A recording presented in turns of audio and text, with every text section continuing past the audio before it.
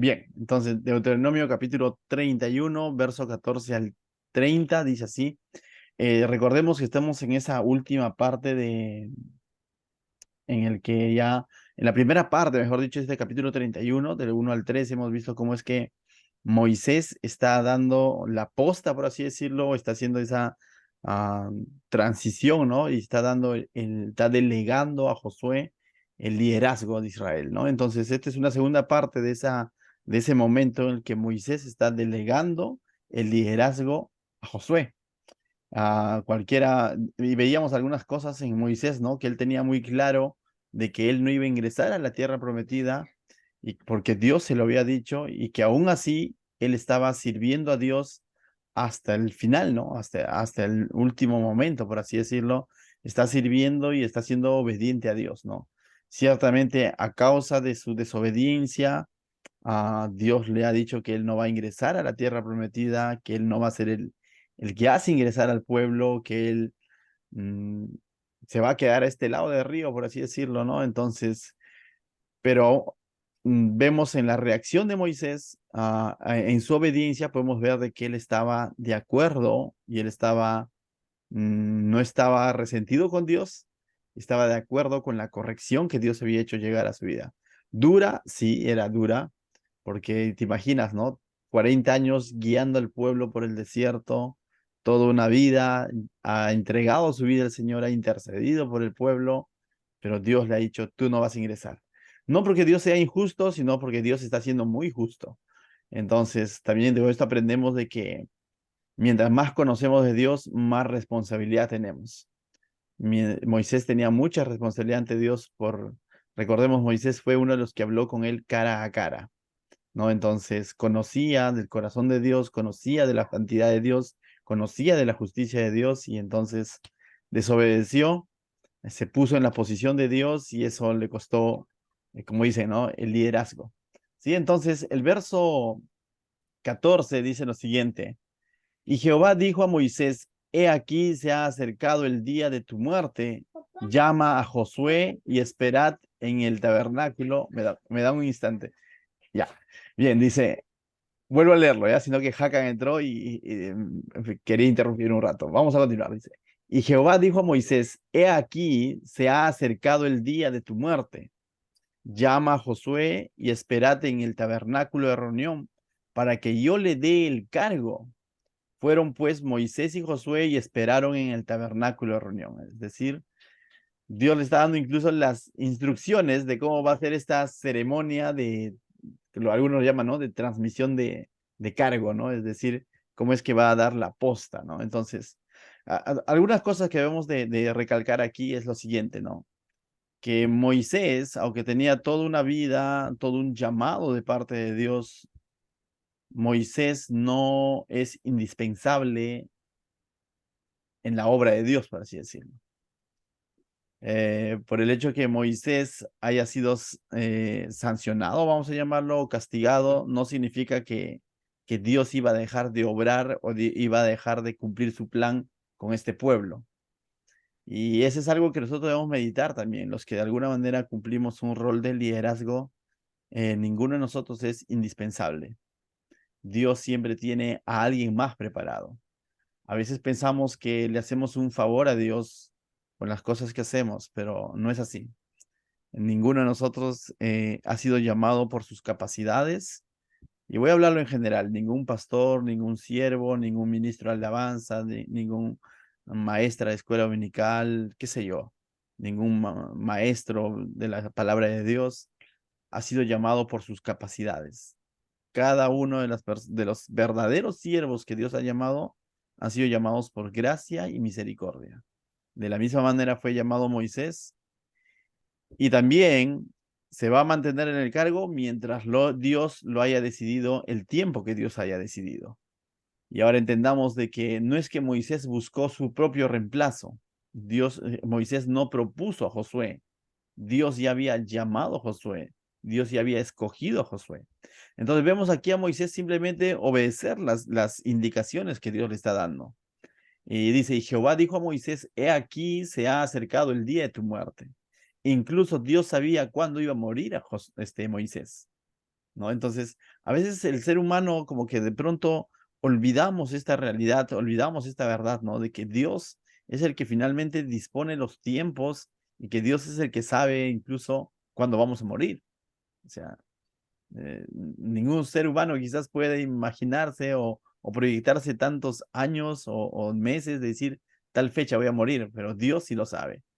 Entonces Dios sabe esto y le está diciendo, hey, ya estás a punto de morir, llama a Josué y espérenme ambos en el tabernáculo de reunión.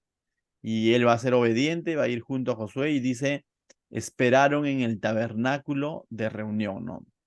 Entonces, primero, Dios había elegido a Moisés, Dios está dando de baja a Moisés. Dios ha elegido a Josué y Dios es el que va a poner en el cargo a Josué. Segundo lugar, podemos ver de que todo esto se hace bajo las indicaciones que Dios está dando. Y por último, qué bueno es esperar en Dios, porque ellos lo que hicieron, dice, fue esperaron en el tabernáculo de reunión. ¿Esperaron a quién? A Dios. Incluso para eso esperaron que Dios sea el que dirija este cambio de liderazgo, ¿no? Mira lo que dice el verso 15. Ah, pues solamente como ejemplo, ¿no? A veces, antes de pasar al verso 15, a veces cuando se nos ha dicho, ¿no? Tú ya no vas a cumplir esta función, tal persona lo va a cumplir y de pronto, y imagínate, ¿no? El rol de Moisés. Pon tu nombre ahí, ¿no? Tú ya no vas a cumplir esta función porque desobedeciste, hiciste esto, esto, aquello, ahora lo va a cumplir tal persona. ¿Cómo reaccionaríamos nosotros ante eso? ¿Esperaríamos que se dé esa transición? ¿Estaríamos dispuestos a obedecer, esperar en Dios, que realmente sea, y quizás es más, ¿no? Aconsejar a la nueva persona que nos va a sustituir en el cargo, o simplemente mostraríamos nuestro desacuerdo y nos vamos nada más, porque bueno, pues entonces que lo haga el otro, ¿no? Algo así, ¿te imaginas? O sea, porque por un lado, pareciera que si nosotros nos ponemos un poco en en la posición de Moisés, es como que de alguna manera humillante, ¿no? Por así decirlo. Que se te diga, tú ya no vas a seguir, ya estás pronto a morir y no vas a entrar a la tierra prometida, ahora va a ser Josué. Pero vemos ahí entonces la mansedumbre, la humildad de Moisés de estar presente ahí en el tabernáculo de reunión, esperando en Dios que sea como Dios lo ha dicho, ¿no? ¿Tú te imaginas? Tenemos algo fresco quizás de cambio de mando, por así decirlo. El comando técnico de nuestra selección va a ser cambiada, ¿no? Ahorita hay todo un problema. ¿Te imaginas a Reynoso esperando para dar las nuevas pautas al nuevo técnico y todo? No, o sea, más bien, está pidiendo su pago, ¿no? O sea, está pidiendo su pago y completo. Entonces, pero aquí vemos en Moisés de que él está ahí esperando, ¿no? Entonces, cuando realmente entendemos que estamos sirviendo a Dios, esa debe ser nuestra actitud cuando de pronto Dios hace esos cambios en nuestra vida. Ah, en algún momento, cuando crezcamos en el liderazgo, todo, cualquiera que vaya a escuchar este mensaje, recordemos, muchas veces Dios nos va a hacer pasar por distintas temporadas, por distintos momentos, y muchas veces en esos cambios Dios va a probar nuestro corazón. En esos cambios Dios prueba nuestro corazón, cómo reaccionamos a su voz, ¿no? Cómo reaccionamos a sus cambios. Verso 15 dice, y se apareció Jehová en el tabernáculo. Dios aparece, su presencia, por cierto, en la columna de nube y la columna dice, en la columna de nube y la columna de nube se puso sobre la puerta del tabernáculo. Entonces Dios aparece, su presencia aparece, y esa es una muestra, cuando la presencia de Dios está ahí presente, esto vemos por lo general en su obrar con el pueblo de Israel, cuando de pronto había pecado, cuando había rebeldía, cuando había ah, murmuración, quejas, dice que Dios apartaba su presencia. Y cuando de pronto hay corazón humillado, cuando están bajo su voluntad, cuando hay santidad, cuando están en obediencia, no perfección, pero están en obediencia, vemos que Dios siempre su presencia se está moviendo en medio de su pueblo. La presencia de Dios ciertamente no va a ser quizás hoy en día como una nube por ahí, no sé, un rayo, algo que está ahí, pero claramente lo podemos percibir cuando estamos haciendo su voluntad. La presencia de Dios se va a percibir en nuestras vidas, se va a percibir en nuestro corazón. Y eso es algo que tienes que vivirlo, ¿no? Que tienes que vivirlo. Se nota claramente cuando tú vas a un grupo, a una reunión de creyentes, a una iglesia, si la presencia del Señor se está moviendo o no se está moviendo. Y no te digo porque vayan a suceder cosas extrañas, nada de eso, sino cuando estás tan conectado con el Señor, estás andando en obediencia, en búsqueda de su voluntad, vas a tú mismo percibir que su presencia está ahí. Y esa es una muestra de que Él está haciendo su voluntad en tu vida. Pero cuando no haya paz, cuando haya todo lo contrario, cuando haya como que un momento tenso, algo que tú sabes como que no te cuadra, como decimos nosotros, ponte a orar. Probablemente no es la voluntad de Dios en eso que estás entrampado o metido o aquello que estás decidiendo, ¿no? Lo mismo, cuando Dios te llama para servir en una otra área, asegúrate que realmente su presencia se esté moviendo en tu vida y Él sea confirmando que te está llamando para aquello, ¿no?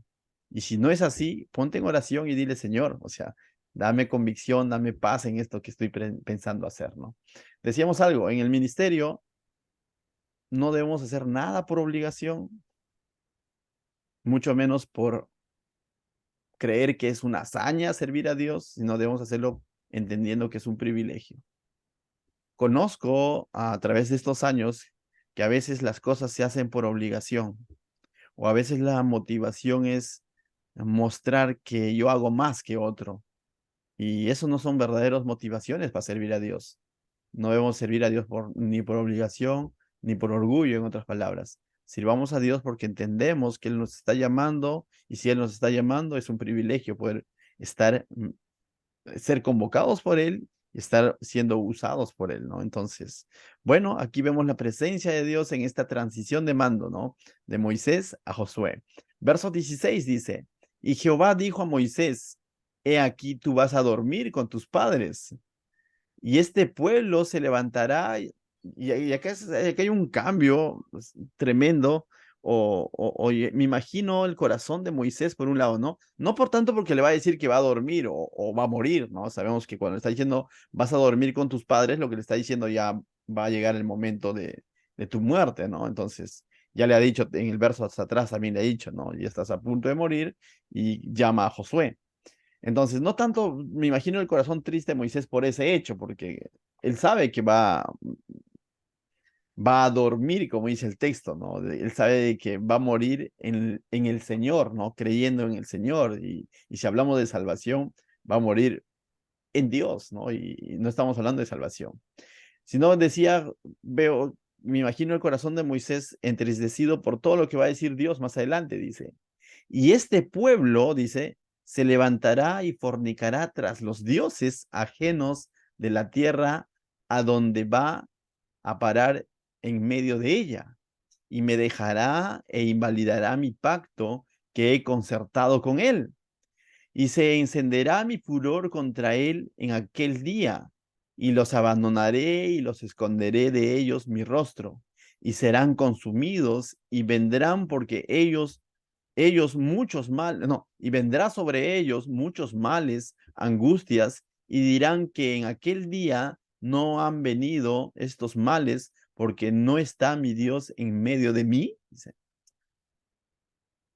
Entonces pregunto yo,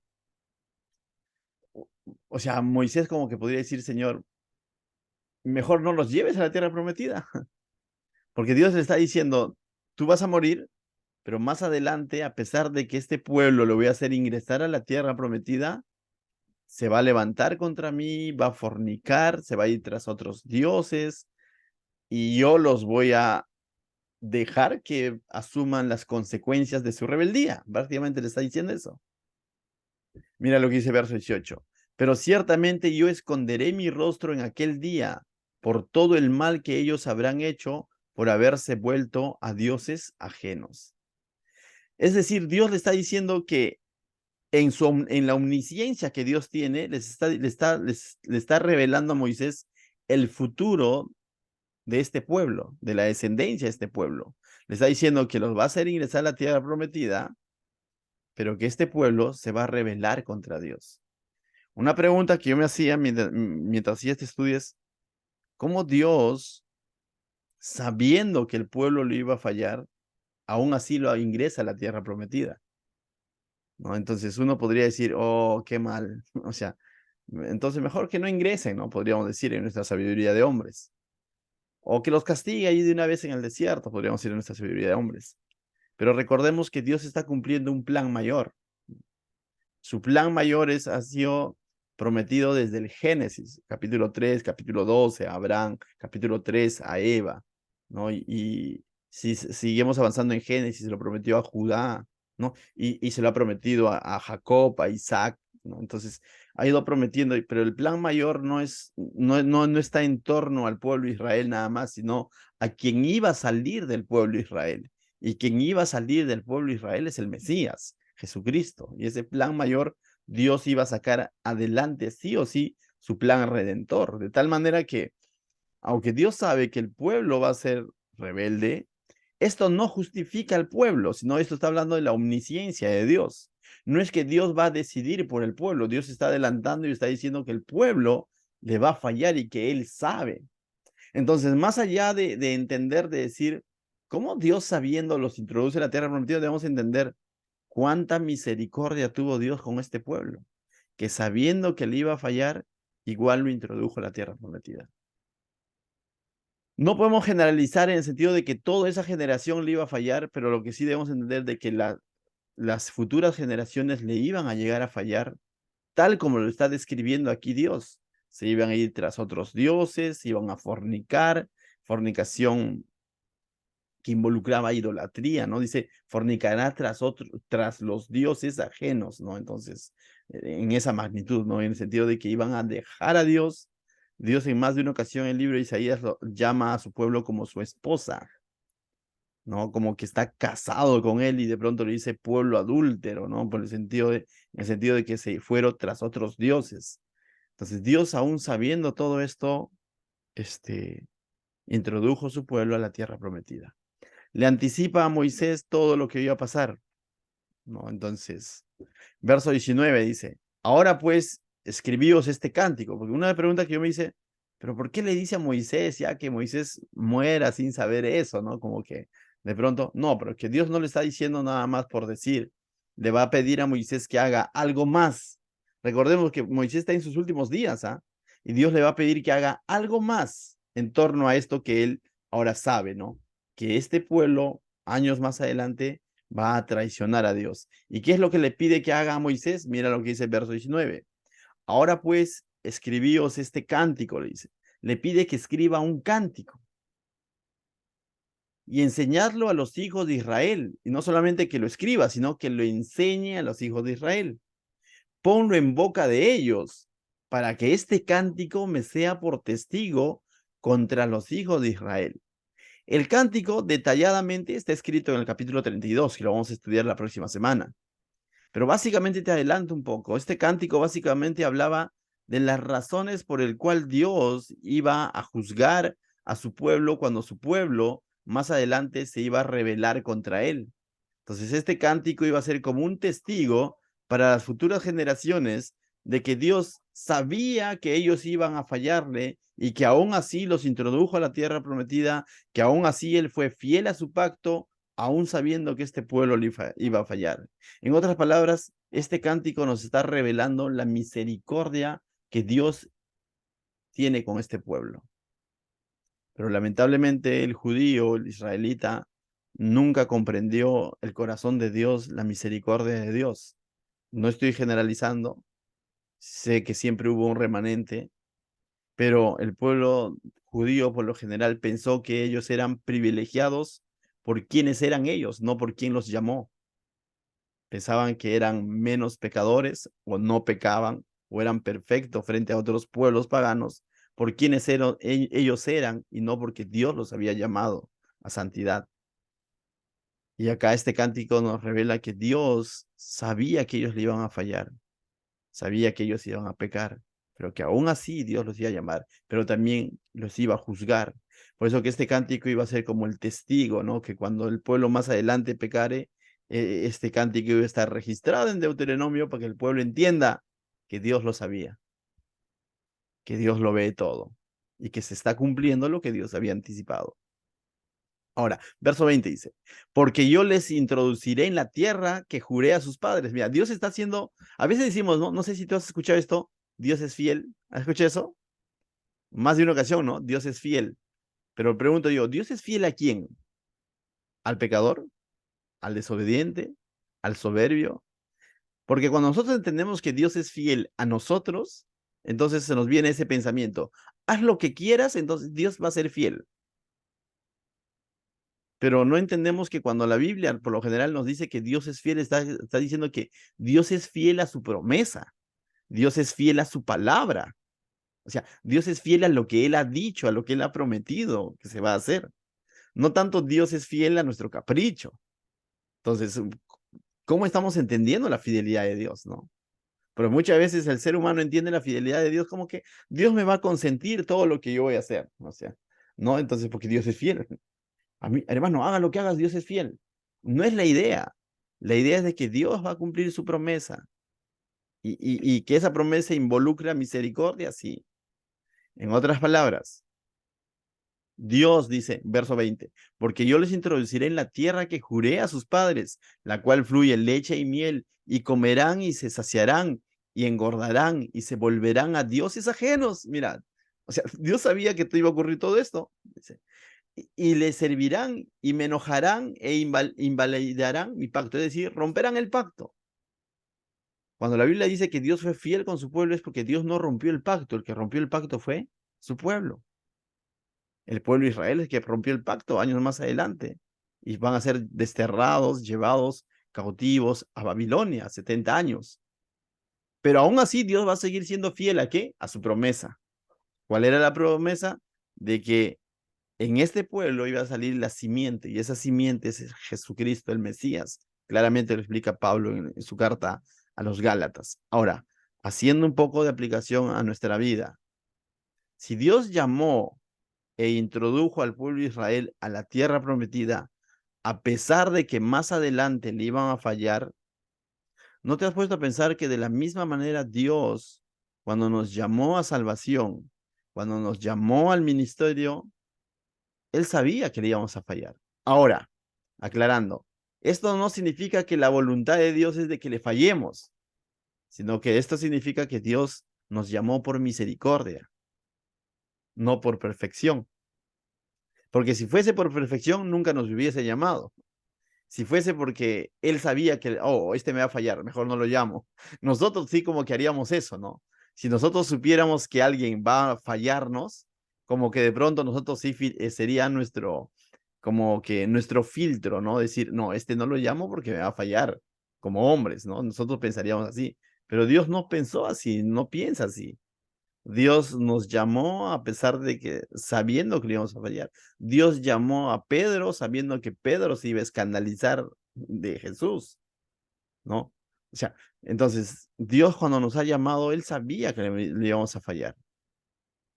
Entonces, entender esto que Dios nos ha llamado a pesar, sabiendo que le íbamos a fallar en más de una ocasión o que no somos perfectos, esto no nos debe de llevar a un libertinaje o a una manera de pensar, de decir, entonces Dios me perdona todo. No, porque si pienso así, no estoy valorando la misericordia de Dios. Y como dice Judas, ¿quién es Judas? Judas, el hermano de Jesús, no me refiero al Iscariote, ¿no? Existe un libro, por cierto, ¿no? Una carta de Judas, no un evangelio, sino una carta de Judas que tiene un solo capítulo. Dice claramente que en los postreros días o en aquellos tiempos se habían metido falsos a la iglesia y que estos falsos habían convertido la gracia de Dios en libertinaje. Hoy en día, medio mundo habla de la gracia de Dios, pero habla de la gracia de Dios para hablar de libertinaje. Habla de la gracia de Dios para decir, hagas lo que hagas, Dios te sigue amando. Habla de la gracia de Dios para decir, no importa, Dios te perdona. Ese pensamiento como hijos de Dios debemos de erradicar de nuestra mente y de nuestra vida, porque comprender la gracia, entender la gracia, debe de llevarnos a admirar a Dios y a decirle, Señor, no puedo pensar así ni vivir así, sino debo de vivir tratando constantemente de ser obediente a tu palabra, porque tú me has llamado por gracia. Una manera de mostrar nuestro agradecimiento al amor porque es que Dios nos ha llamado a salvación y al ministerio es teniendo vidas de santidad, como lo dice Pablo, no teniendo vidas de libertinaje. Entonces te das cuenta que hay dos maneras de enfocar la gracia. Es como, tienes un empleador, imaginemos, para volverlo más práctico. Tienes un empleador, un jefe, y este jefe es comprensible, es tolerante, tiene bastante paciencia, y cuando llegas tarde de pronto por diversos motivos o fallas en tu trabajo, viene, te escucha, te comprende y te dice, ya, no lo vuelvas a hacer, ¿no? Continúa. O sea, el peruano, vamos a hablarlo así general, ¿qué hace? Hace de este jefe, simplemente va a malinterpretar la bondad de este jefe y siempre va a fallar. Siempre va a llegar tarde, siempre va a faltar al trabajo, siempre. ¿Por qué? Como dice, ¿no? Me dan la mano y me subo al brazo, ¿no? O sea, el peruano lo va a entender así. Más allá de decir, wow, mira, ha comprendido mi caso, ha comprendido mi situación, voy a esforzarme para no volver a fallar, el peruano va a decir, no, no hay problema. ¿Por qué? Porque normalmente estamos acostumbrados a que mejor un jefe gritón, un jefe drástico, y ahí sí comenzamos como que a obedecer por miedo a la sanción. Y a veces nosotros estamos buscando un Dios así, ¿no? Un Dios drástico, un Dios que por miedo al castigo voy a ser obediente. Y no es la idea de Dios. Dios no está buscando que le obedezcas por miedo a Él, sino que Dios está buscando vidas de obediencia, siervos, hijos obedientes. Anhela que seamos obedientes y amemos su palabra, pero comprendiendo su amor, porque estamos siendo recíprocos a lo que Él ha hecho por nosotros, como un resultado natural de haber comprendido su amor y su llamado, ¿no? Entonces, algo porque les digo constantemente a los siervos, ¿no? Sirvamos porque estamos agradecidos con Dios. No sirvamos por miedo al pecado o por miedo al castigo, en otras palabras. Tampoco le sirvamos porque de pronto por ahí nos han metido en el chip de que si tú le sirves vas a ser prosperado. Eso sería un servicio por conveniencia, ¿no? Uno por miedo o por convenido, pero no sería un servicio genuino. ¿Me dejo entender? Si congregamos, congreguemos porque hemos comprendido el amor de Dios en nuestra vida, no por miedo al castigo, ni tampoco porque si congrego entonces me va a ir bien.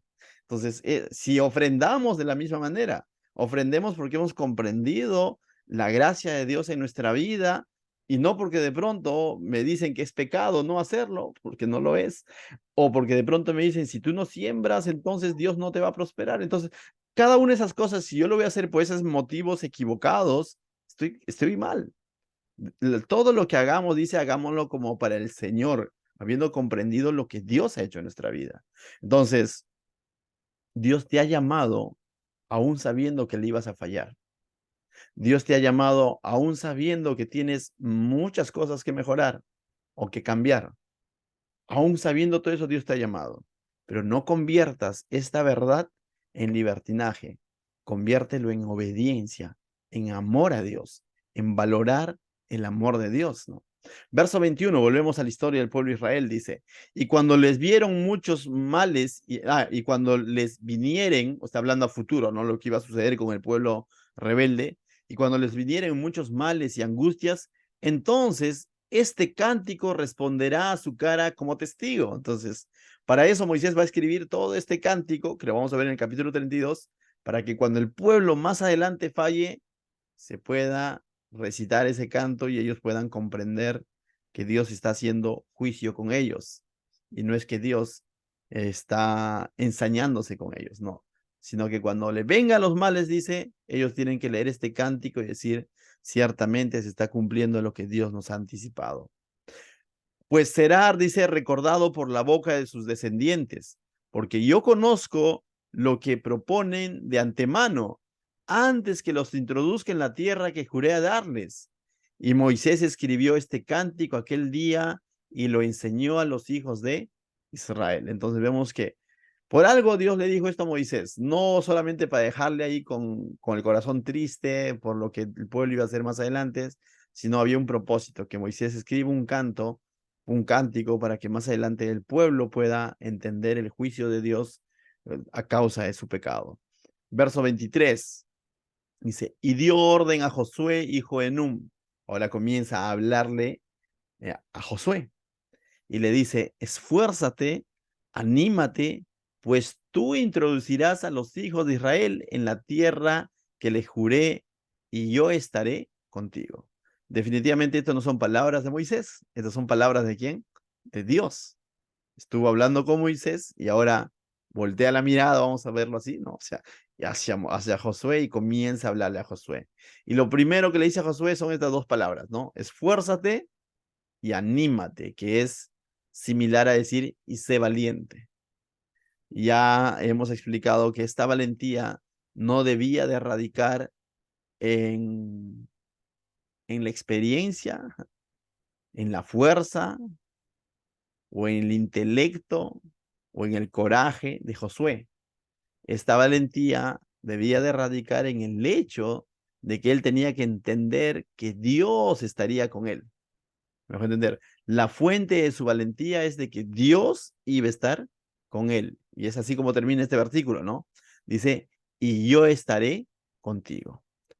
En más de una ocasión vamos a escuchar esta frase. En distintos pasajes del libro de Josué vas a escuchar esta frase. Esfuérzate, anímate. También lo dijo a través de la boca de Isaías para su pueblo. Esfuérzate, sé valiente, no temas, ¿no? Entonces, las mismas palabras que usó el Señor Jesucristo a sus discípulos cuando estaban en la barca asustados. Tengan ánimo, y se puso delante de ellos, mostrándoles que que Él estaba al control, ¿no? Entonces, esto es una constante en el Señor. Cada vez que de pronto viene temor quizás en nuestra vida por retos que se nos pueden presentar en esta vida, recuerda estas palabras que Dios te dice. Esfuérzate y anímate. No por quién eres tú, no porque eres talentoso, qué sé yo, sino esfuérzate, anímate porque Dios está contigo. Él está de tu parte. Amén. Verso 24 al 27, vamos a ver de que le va a pedir algo más a Moisés. Y dice, y cuando acabó Moisés de escribir las palabras de esta ley en un libro hasta concluirse, pues dices, acá se cerró todo. Podríamos decir que técnicamente hasta acá escribió Moisés, hasta este capítulo. Tú dices, ¿y ahora qué hacemos con el capítulo que viene? Bueno, el capítulo 32 también, que es el cántico, pero el 33 y 34, ¿quién lo escribió? Definitivamente vamos a notar que el que escribió el 33 y 34 viene a ser Josué, porque Moisés ya había partido, pero como que cierra la idea del libro, ¿no?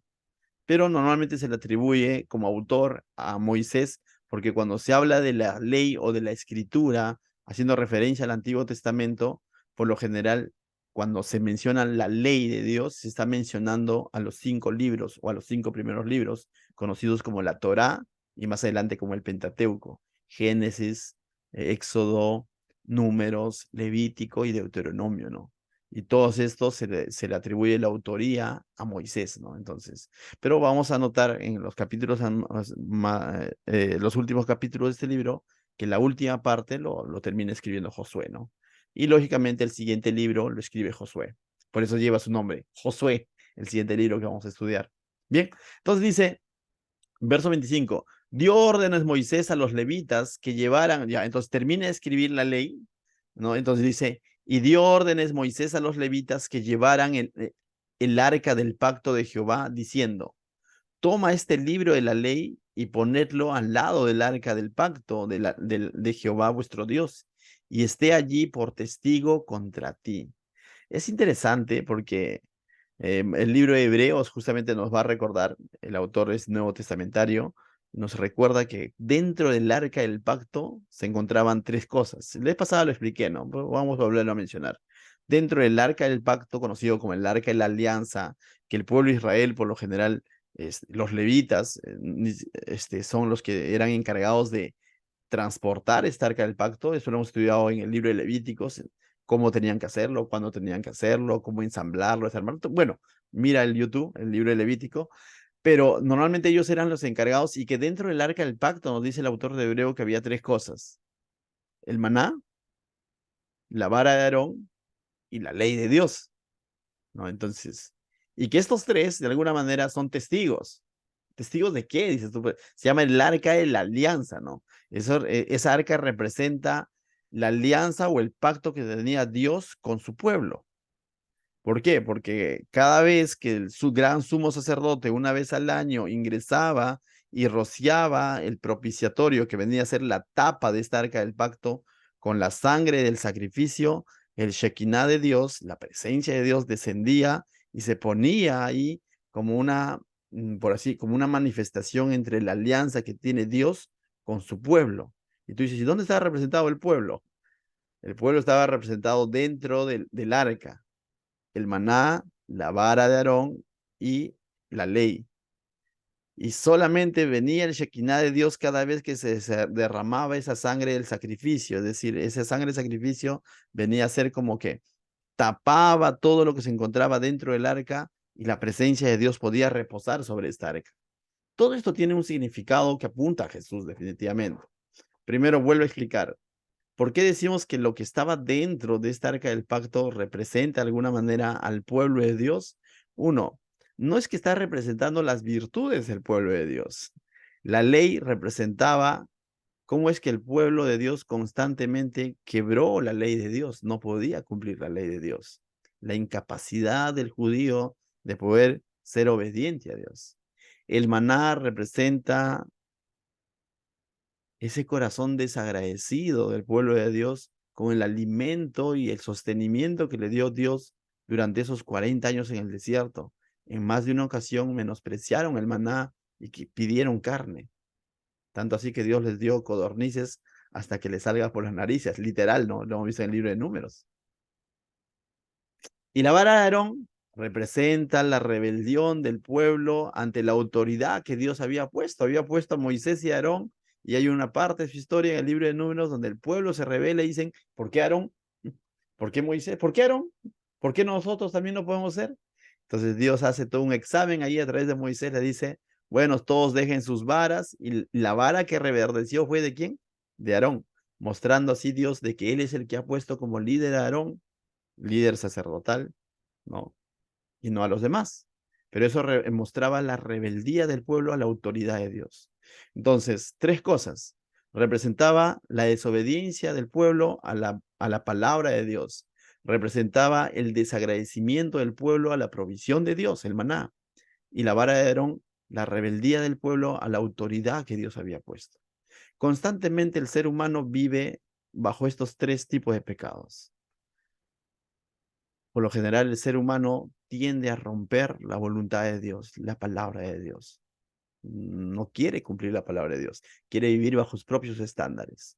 Por lo general, el pueblo, el ser humano, no es agradecido con la provisión de Dios, no es agradecido con lo que Dios provee en esta vida, desde todo lo material, todo lo que involucre lo necesario para vivir.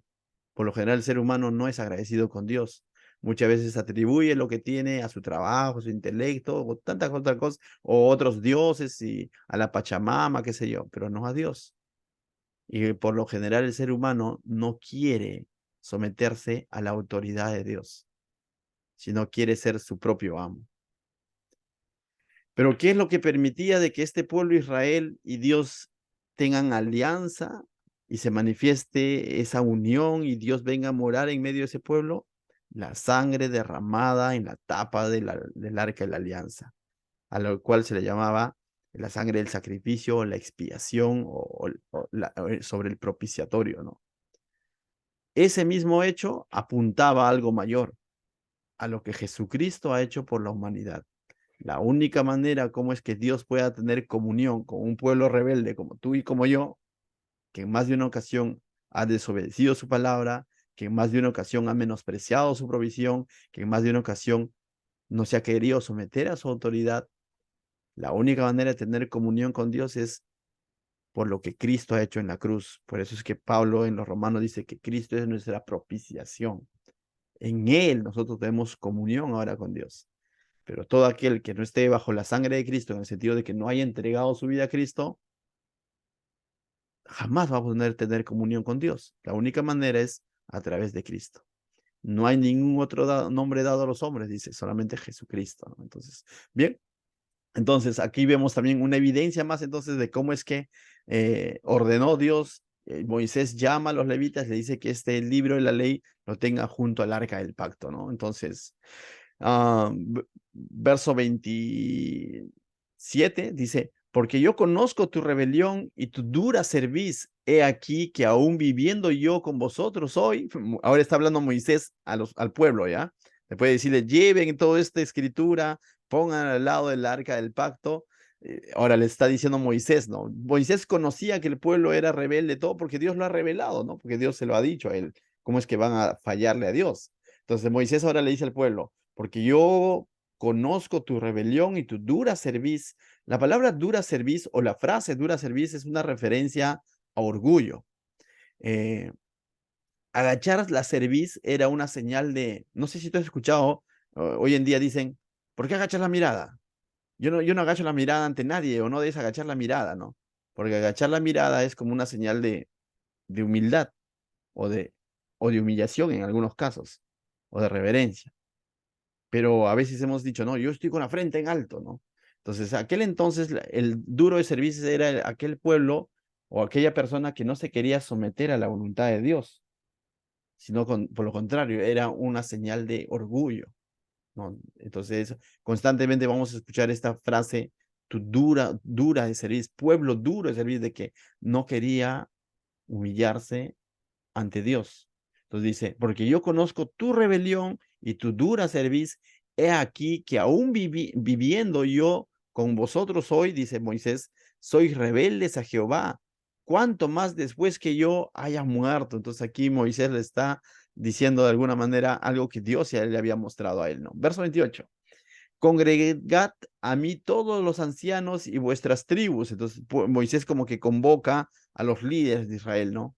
Y a vuestros oficiales, y hablaré a sus oídos estas palabras y llamaré por testigos contra ellos a los cielos y a la tierra, porque yo sé que después de mi muerte ciertamente os corromperéis y os apartaréis del camino que os he mandado y que os ha de venir mal en los postreros días por haber hecho mal ante los ojos de Jehová, enojándole con la obra de vuestras manos. Entonces habló Moisés a oídos de toda la congregación de Israel las palabras de este cántico hasta acabarlo. El cántico detalladamente lo vamos a ver en el capítulo 32, pero eso lo vamos a ver el próximo jueves. Pero vemos cómo es que entonces Moisés sigue cumpliendo la agenda de Dios, sigue siendo obediente a Dios, a pesar que sabe que le queda horas nada más ya en el trabajo, ¿no? Hasta el final está siendo obediente a Dios. Entonces, ¿qué tal si oramos, hermanos? Bendito Dios, te damos gracias esta noche porque tú nos muestras a través de estos pasajes, Señor, am, que podríamos estar siendo semejantes a este pueblo, Señor. Que, que como dice Pablo, Señor, en el Nuevo Testamento, mire que aquel que cree que está firme, que no caiga. Y esto debe servir para nosotros, Señor, como anticipo para todos los días vivir, tener vidas dependientes de ti, Señor. Y que constantemente debemos estar buscando tu rostro, buscando tu voluntad, Señor, sometiéndonos a tu autoridad, Señor, siendo agradecidos contigo, Señor. Y si tú haces llegar corrección a nuestra vida, ayúdanos a ser como Moisés, Señor, obedientes y saber reconocer tus designios, Señor. No somos indispensables en tu obra, Señor, pero te damos gracias por habernos llamado, Señor, en tu gracia y tu misericordia. En el nombre de Jesús, bendice a cada uno de mis hermanos. Amén. Bien, hermanos.